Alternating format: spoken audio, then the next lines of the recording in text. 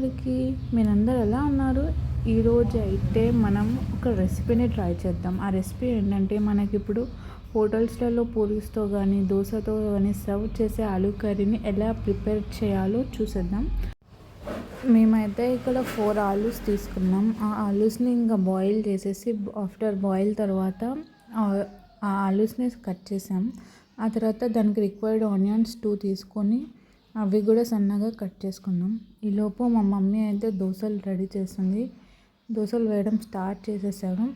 అలానే ఇప్పుడు మనం కర్రీ ఎలా ప్రిపేర్ చేయాలో చూద్దాం.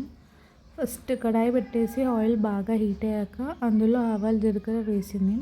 అవి వేగాక నెక్స్ట్ ఆనియన్స్ అయితే వేసేసింది. ఆ తర్వాత మనం మిర్చిలు యాడ్ చేసుకోవాలి. ఈ లోపు మా మమ్మీని ఎవరో పిలుస్తున్నారు అని చెప్పేసి వెళ్ళిపోయింది మా మమ్మీ. 5 మినిట్స్ అవుతున్నా ఇంకా రావట్లేదు. ఏంటి మమ్మీ ఇంకా రావట్లేదు అని చెప్పేసి నేనే స్పూన్ తీసుకొని కలిపేస్తూ ఉన్నా. ఈలోగా మా మమ్మీ వచ్చారు. ఏంటి మమ్మీ ఎంతసేపు రావడానికి అంటే, అరే వాళ్ళు వచ్చినప్పుడు మనం మాట్లాడకపోతే ఎలా అని చెప్పేసి అన్నారు. ఇంకా మా మమ్మీ స్పూన్ తీసుకొని బాగా కలిపేసింది. ఆ తర్వాత అందులో కొద్దిగా అల్లం వెల్లిపాయ పేస్ట్ వేసారు.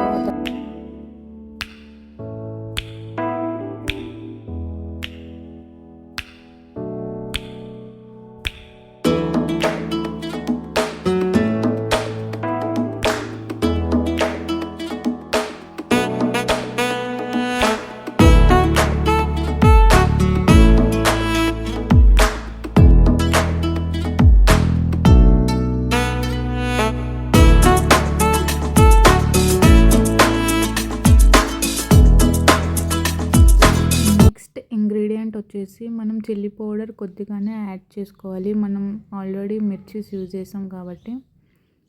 నెక్స్ట్ మనం కొత్తిమీర యాడ్ చేసుకోవాలి. ఒక 2 మినిట్స్ కుక్ అయిన తర్వాత అందులో మనం ముందుగా కట్ చేసి పెట్టుకున్న ఆలూస్ అయితే వేసేసుకోవాలి. అలా ఒక 2 మినిట్స్ వరకు కుక్ అయిన తర్వాత మన hotel style aloo curry ready అయిపోయినట్టే. నేనైతే ఇంకా వెళ్ళేసి తినేయాలి ఆలూ ఫ్రైతోని. మీకు ఇలాంటి మరిన్ని కొత్త రెసిపీస్ కావాలి అంటే కింద కామెంట్ సెక్షన్లో కామెంట్ చేయండి.